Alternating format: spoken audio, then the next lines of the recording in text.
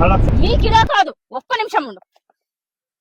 నామాలు, hello constable, come fast. సరే madam.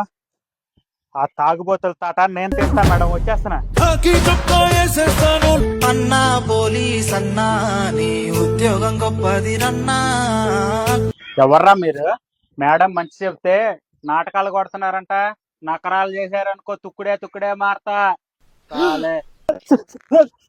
Sir ఆమె ఏం అనలేదు సార్, నాకు అలవాటు కూడా లేదు.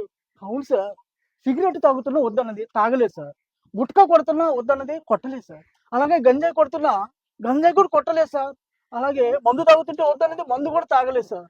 అయినా మేడం ఏంటి సార్ అంత సీరియస్ గా ఎమోషనల్ అయింది?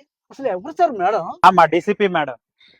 ప్రపంచంలో 7 లక్షల మంది దీని బారిన పడుతున్నారు, 4 లక్షల మంది అయిపోతున్నారు.